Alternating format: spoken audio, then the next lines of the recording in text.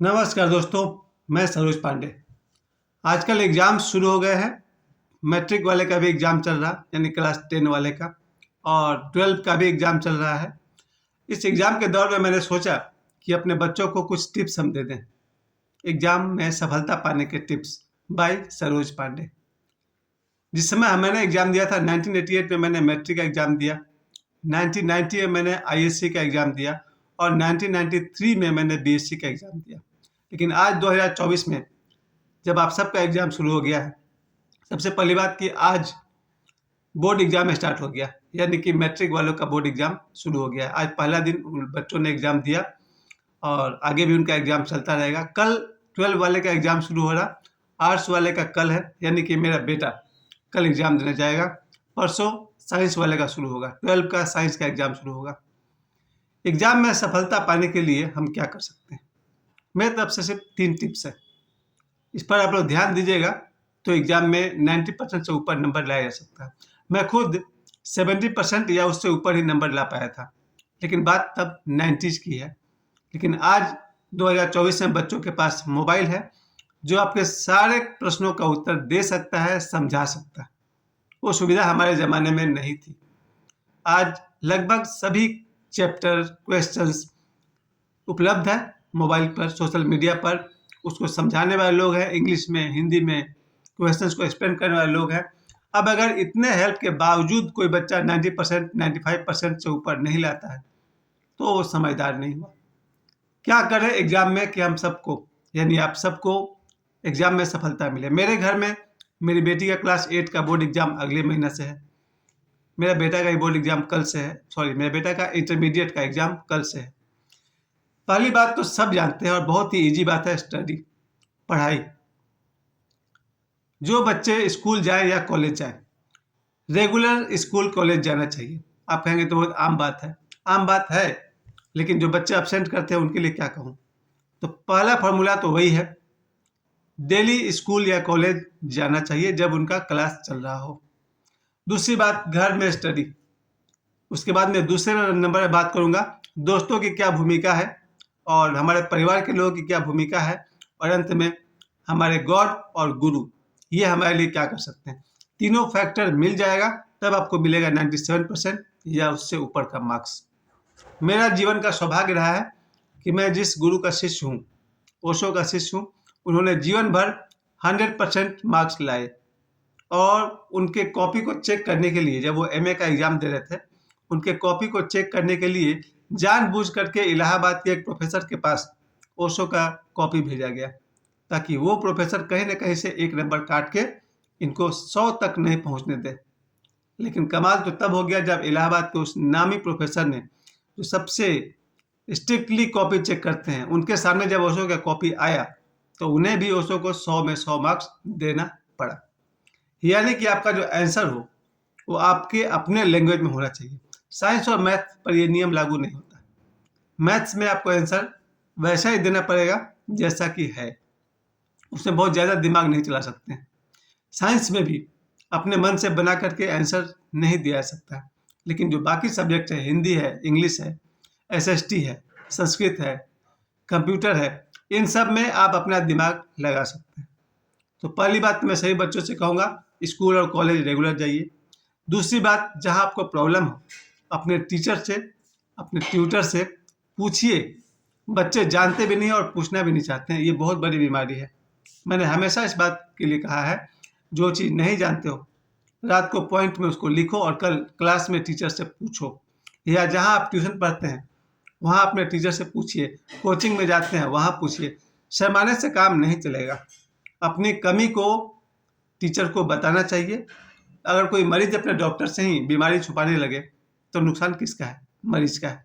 तो वैसे ही सारे स्टूडेंट्स अपने पढ़ाई लिखाई में अपने टीचर का हेल्प लीजिए, अपने ट्यूटर का हेल्प लीजिए, कोचिंग में जाते हैं वहाँ के टीचर से हेल्प लीजिए। उसके बाद बारी आती है दोस्तों की।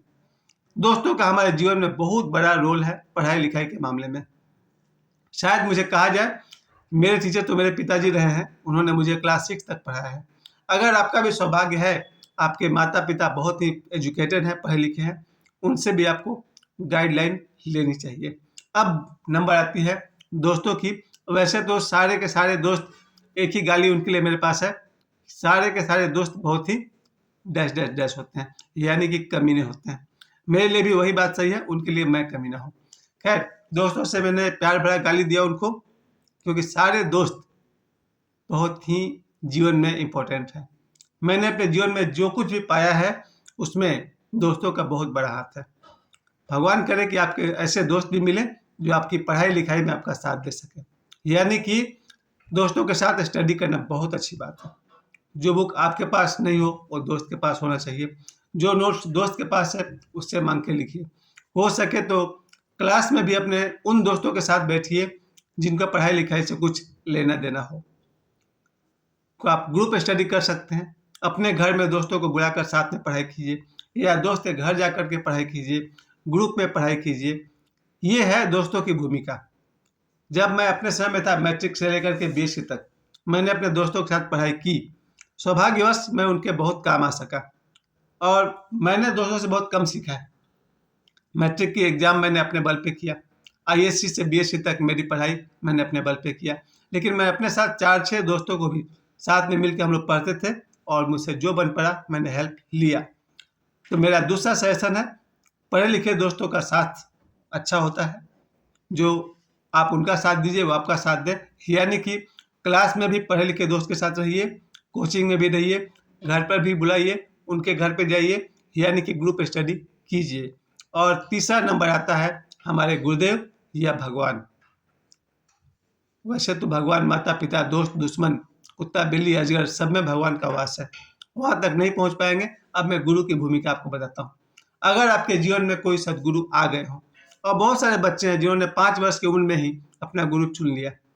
आजकल तो सोशल मीडिया का ज़माना है। मैं देखता हूँ कि 5 साल के बच्चे रोते हुए कह रहे थे बाबा बागेश्वर से कि हमको अपना शिष्य बना लीजिए, हम आपके पास रहेंगे। जिन बच्चों का कोई अपना गुरु हो उनके क्या कहने। जैसे मेरे लिए ओशो है, बच्चों के लिए बाबा बागेश्वर है, उसी तरह से अगर आपके जीवन में कोई गुरु हो, उनसे प्रेरणा लीजिए, उनके आशीर्वाद लीजिए, क्योंकि गुरु ईश्वर के इतने करीब होते हैं कि लगभग गुरु और ईश्वर एक ही होता है।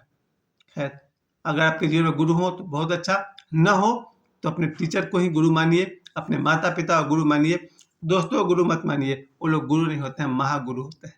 खैर, अब अगली बारी है ईश्वर की। ईश्वर के साथ एक हो जाइए। जब आपका एग्जाम का समय आता है, ईमानदारी से पढ़ाई करें। अगर कल आपका एग्जाम है, आज आप जितना समय हो सके पढ़ाई को दीजिए, लेकिन रात को जगने की मैं राय नहीं दूंगा। बच्चों, जहाँ तक हो सके, कल आपका एग्जाम है, आज रात 10, साढ़े 10, 11 बजे तक गो टू बेड, सो जाइए। क्योंकि एग्जाम हॉल में अगर आपको नींद आने लगा तो बहुत नुकसान करेगा। बच्चों, सोइए, कोशिश कीजिए, नींद आ जाएगी। टेंशन फ्री रहिए। एग्जाम बहुत बड़ा चीज़ नहीं होता है, बहुत हद तक बड़ा चीज़ है, लेकिन फिर भी उतना बड़ा नहीं है जिसके लिए आप रात को नींद खराब कर लें। नींद खराब करनी है तो पढ़ाई लिखाई में कीजिए। एग्जाम के दिन रात को जल्दी सो जाइए, ये मेरा टिप्स है आप सभी को। साढ़े 10, 11 बजे तक सो जाइए, और सुबह जब आपकी नींद खुल जाती है 4 बजे के बाद कभी भी, फिर सोने की कोई ज़रूरत नहीं है।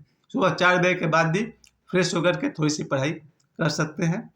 यहाँ तक कि हम लोग जब एग्जामिनेशन हॉल में जाते थे, उससे पहले जिस गाड़ी में बैठ के जाते थे, उस समय जो पढ़ाई करते थे वो भी एग्जाम में काम आता था। एग्जामिनेशन हॉल के बाहर बैठ करके जो आधा घंटा समय मिलता है, अगर उसमें भी अपने किताब पलट कर कुछ देख लिया, वो भी काम आ सकता है। और अगर आप बिल्कुल छोड़ना चाहते हैं तो छोड़ सकते हैं, क्योंकि माइंड फ्रेश होना चाहिए। और जैसे मैंने आपको बताया कि आज रात को सोने से पहले ईश्वर को प्रेयर करें, अपने गुरुदेव को याद करें, अपने माता पिता को, अपने प्यारे दोस्तों को, कोई प्यारा चेहरा अगर है उससे आप याद कीजिए। आपका कोई गर्लफ्रेंड हो या बॉयफ्रेंड हो, उनसे अपना बेस्ट ऑफ लक लीजिए और रात को सो जाइए। सुबह उठते ही आँख खुलने से पहले ईश्वर को याद करें, ताकि आपका सारा दिन मंगलमय हो, सारा दिन आपको कोई गाड़ी में आने में दिक्कत न हो, किसी तरह का कोई किस्मत वाला खेल। याद रखिएगा, किस्मत अगर खराब हो तो बात बिगड़ जाती है। अपने लक को अच्छा बनाना है। सुबह उठिए, ईश्वर को प्रणाम करें, अपने गुरुदेव के चित्र को प्रणाम करें, माता पिता को चरण स्पर्श करें, बड़ों का आशीर्वाद लें। और जैसे मेरी माँ सिखाती थी कि अपनी सुबह का हल्का भोजन लेकर के, लाइट हल्का भोजन लेकर के दही चीनी खाने को मेरी माँ कहती थी कि हर बच्चे घर से निकलते समय दही और चीनी 1 चम्मच खा लीजिए, माता पिता बड़ों का आशीर्वाद लीजिए, दोस्तों के साथ बेस्ट ऑफ लक लीजिए और एग्जामिनेशन हॉल में आ जाइए। एग्जामिनेशन हॉल में पहले पूरे क्वेश्चन को एक बार पढ़ना चाहिए, उसमें अगर 5 मिनट लगता है तो लगने दीजिए। सभी क्वेश्चंस को पढ़िए और जिसका आंसर आपको बहुत बढ़िया से आता है पहले उसको लिखिए, उसके बाद धीरे धीरे करके सभी क्वेश्चन को टच करना चाहिए। आप किसी भी क्वेश्चन को ब्लैंक छोड़ देंगे फिर तो आपके लिए कोई संभावना नहीं है। उस क्वेश्चन से रिलेटेड आपकी जो भी जानकारी है लिखिए, लेकिन क्वेश्चन को छोड़कर नहीं आना है। बस इतना में आप देखिएगा कि 97% से ऊपर आपको मार्क्स आ ही जाएगा। एक बार फिर से मैं रिपीट कर दूं, आपके आगे भी एग्जाम्स होंगे, आपको जीवन में कंपटीशंस भी क्रैक करने हैं।